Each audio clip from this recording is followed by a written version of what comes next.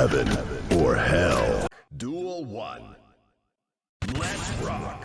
What is up, Earth's mightiest subscribers? It's Blerd without fear. Welcome back to the channel. All right, today's video, we're going to be talking about X-Men Red number 18, written by Al Ewing, with art by Yildiray Chinar, and color by Federico Blee. So the final battle between Storm and Genesis is finally here, and with that, this fight is probably not going to go exactly the way you think. Genesis is powerful, Storm is powerful. They are both Omega level mutants, and as I've said lots of times in previous videos, it's not your Omega level status as a mutant that dictates whether you automatically win or lose a fight.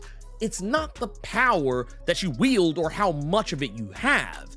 It's how you use it. And that's what this issue is all about. And honestly, what I feel Storm's journey since Al Ewing started more regularly writing the character, since taking some shots with her in his Sword series and then moving that over to X-Men Red, he has been giving Storm this, what I feel is a complete arc of a tale that is something that I feel is probably some of the best writing I believe we've had for the character Storm probably ever. Genesis' ability of chlorokinesis that allows her to control pretty much any flora she could ever want to. And this is something that is wide reaching in scope. And I believe we've actually talked about before how she can even go as far as to control the microorganisms inside of a person. That's just how strong her chlorokinetic powers are. We've even talked about this before with characters like Flourish. However, what I really appreciated with this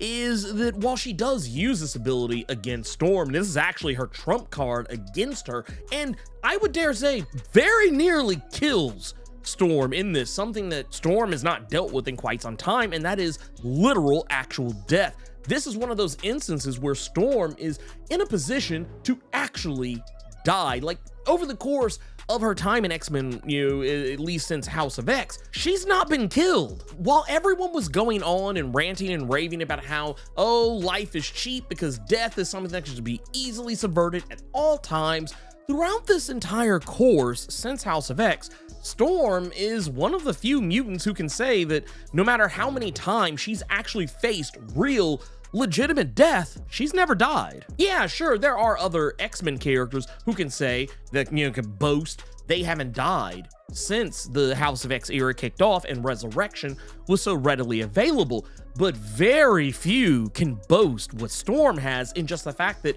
she's actually been put in front of the crosshairs so many times it's not even funny. There are instances where, as much of a stan of Storm as I am, even I had to recognize that, man, she probably should have died here. And yet, she lives, and she lives still in this issue by the time we get to its close. Because while Storm does make an error in judgment in trying to ignite an assault against not Genesis, but the staff directly, something happens that I think Storm wasn't actually prepared for, and this is once again why I keep saying it's not the power you wield or how much you have of that power, but how you wield it. Because as you see in this issue, since we have seen the Helm of Annihilation introduced in Ten of Swords, and even as it was reforged into a staff, it has the ability to poison the minds of other people, not just the one who is wielding it, but even the people around it. If it says for you to do something, you are compelled to do it. And we have really only seen one person be able to subvert this ability, and even then, that character had to struggle to do so, and that was Apocalypse at the end of Ten of Swords, where he was wearing the Helm of Annihilation, and it was trying to control him, and at that particular point, it actually should have been easier for the Helm to take over Apocalypse's mind, and yet it was not able to. Now, once again, this wasn't something Apocalypse easily did. He struggled with it. So the fact that a character as powerful as Storm tries to attack the Annihilation staff and it compels her to miss, it's not so much that it tells her where to send the strike, it just means that she misses. And that means that she doesn't strike the Annihilation staff. That doesn't mean she doesn't strike something Genesis is holding. And she strikes the sword Purity, the signature weapon of the White Sword, the Omega level healer of mutant kind, and this ultimately leads to the White Sword immediately getting his White Sword back. And this will lead to some other stuff we'll talk about here a little bit later. But what I really want to focus on right now, just for right now, is that this whole entire fight is Storm using her intelligence, thinking tactically and logically against Genesis, even to the point where the Annihilation staff is starting to realize Storm just might win this, and rightfully so, because the staff of Annihilation is still Annihilation itself. Annihilation is a being who wants to spread itself, its influence, all across the cosmos. And right now, Genesis, while she is the partner for today, she is not wife goals for tomorrow. She is not the person the staff wants to wife up.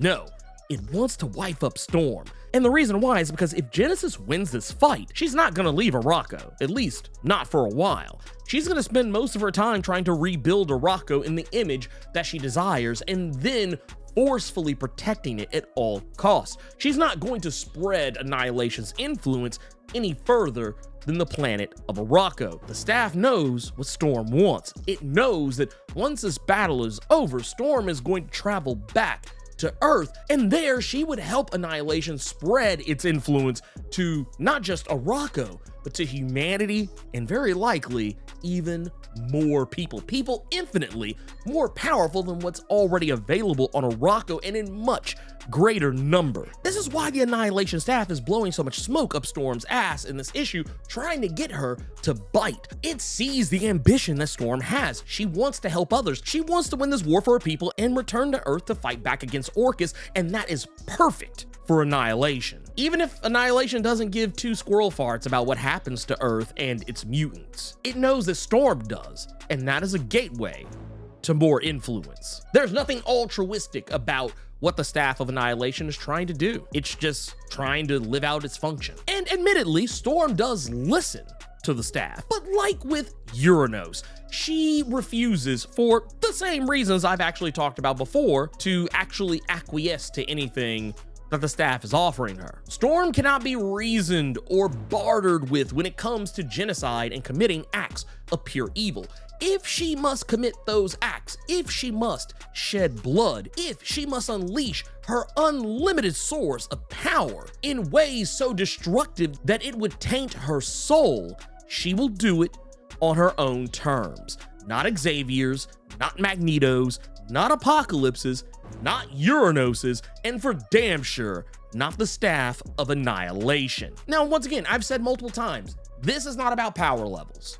This is about how you use them. And this is why Storm will win against nearly any Omega level mutant 9 times out of 10. She adapts. She knows the staff will force her to miss if it recognizes she's trying to attack it. But with the staff so thirsty for Storm, she strikes while itself is distracted trying to coax her into taking up the staff for herself. And now that the staff, while it's too busy thinking about other things, it's unable to poison Aurora's mind to miss. And this allows her to destroy the staff with a crash of lightning, ending Genesis's control over the Amenthi Daemon Horde, as well as her influence over the Iraqi mutants who she's conscripted into her war. Everything that she's been trying to do is undone. With Annihilation gone, the influence she's been peddling no longer exists. I liked how this wrapped up, but I will say there is one criticism I have of this, and it's not a writing criticism, it's more of a character decision criticism, which I know some people say, well, damn, Blerd, isn't that the same thing? No, not exactly. I don't think this was a bad thing to write. I do just think that in terms of how it was executed, I feel like the characters involved in this decision were only thinking about the short term and not the long term. And that makes sense because right now they don't have the luxury of plotting and planning out the fight against Orcus because Orcus is not going to give them that opportunity. So once again, it's not a writing mistake. I think it's just one of those things that you're creating a problem that will eventually be settled at a later date. And I think that that's perfectly fine. That's kind of how you want to end things sometimes. You want to give just enough that you answer the questions that need to be answered, but you leave open the door, just cracked, just a little bit, in case you want to come back and address something later. That said, it is in exiling Genesis to Phobos, the moon of Arakko, where, for those who have not been keeping up, the character Fei Long has set up shop for Orcus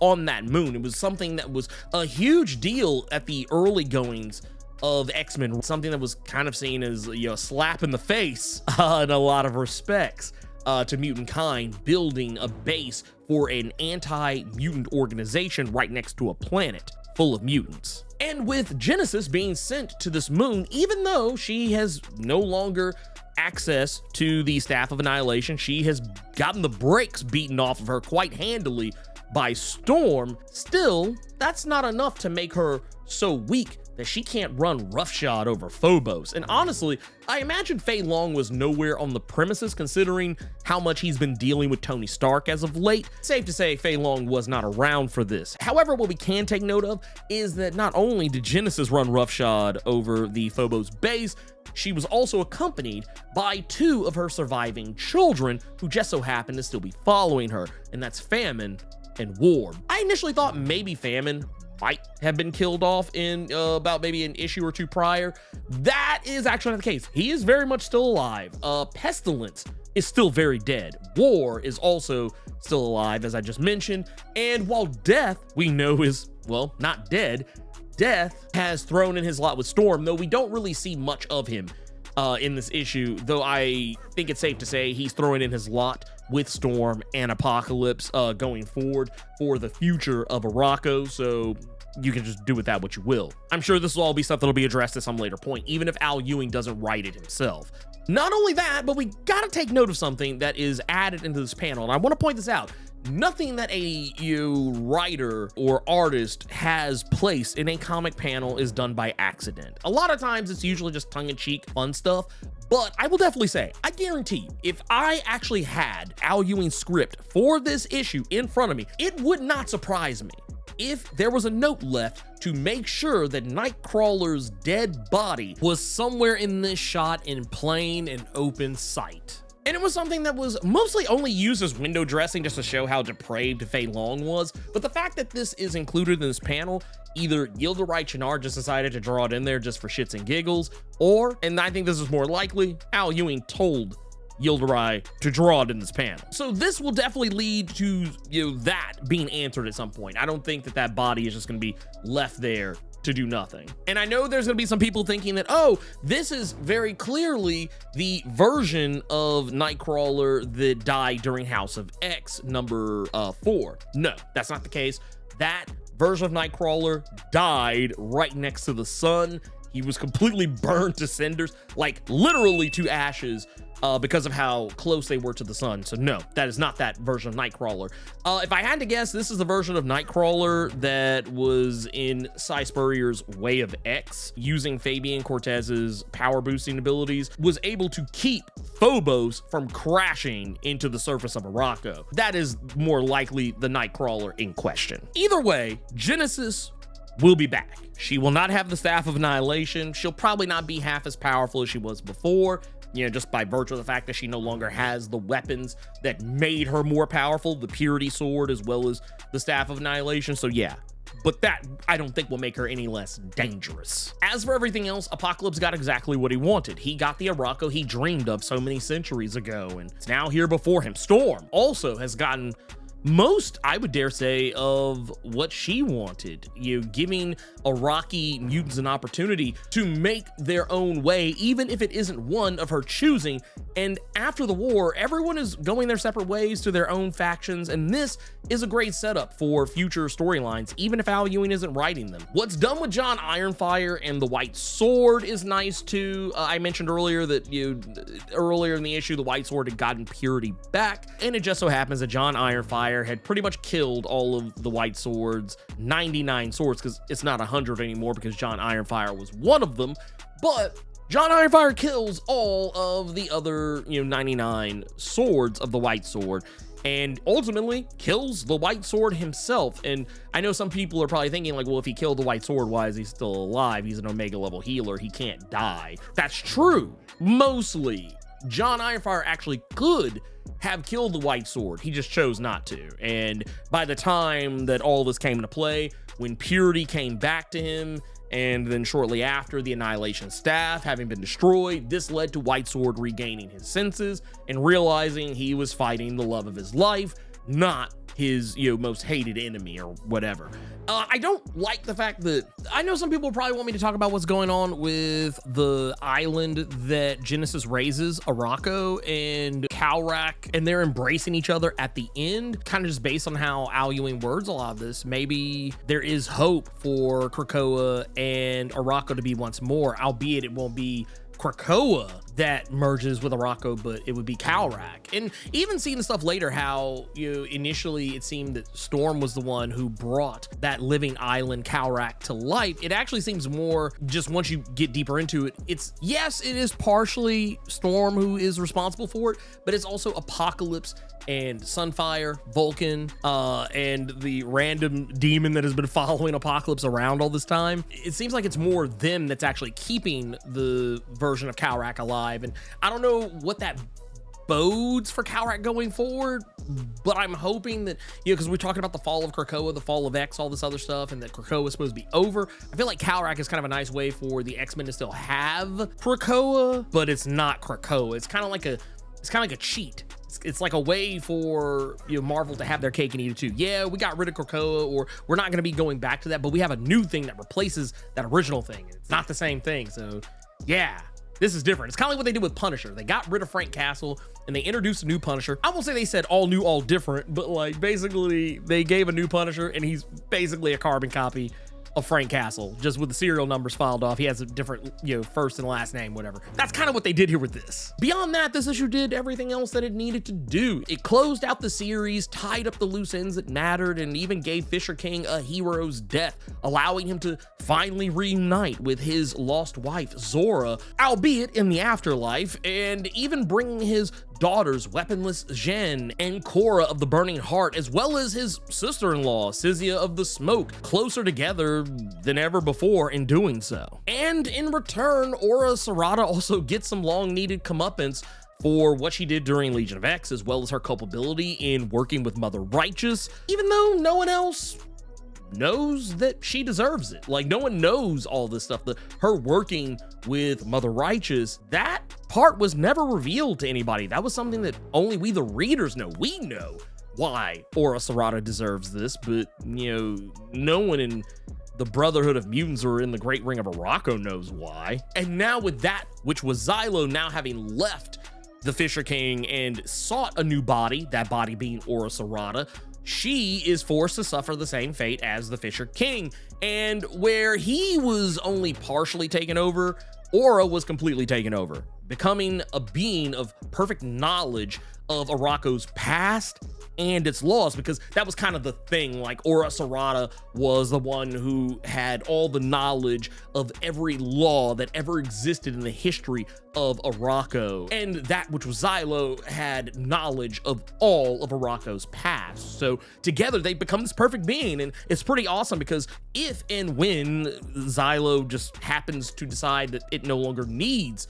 Aura Sarada's body, Aura Sarada will die. If the Fisher King was only partially taken over by Xylo and died immediately after it left him, yeah, it would probably kill Aura Sarada because it literally took over everything, covered the eyeball, all that stuff. That said, yeah, I don't really have anything else to say about this. This was honestly, I would dare say, probably the best X-Men book out right now. I think it has a back and forward with Immortal X-Men, and I think it says a lot that Kieran Gillen and Al Ewing have literally just been slugging it out for top dog in that regard. And yeah, I would dare say, yeah, it always kind of depends on which issue comes out, but I could definitely say just with this issue, it definitely makes what I feel X-Men Red is required reading for any X-Men fan, especially if you're trying to keep up with stuff that's going on right now. But all that aside, if you enjoyed this video and you want to see more of my videos breaking down comics like the X-Men and other comics from Marvel and DC, make sure you click that subscribe button and tap that notification bell so that way you don't miss anything. Thank you so much for taking the time to watch this video. You could have clicked on anything on this platform and yet you're here. So I just wanted to let you know I appreciate it. Until next time, let me know what you thought about X-Men Red number 18, the finale, and the series as a whole. Keep it plus ultra and sound off in the comments.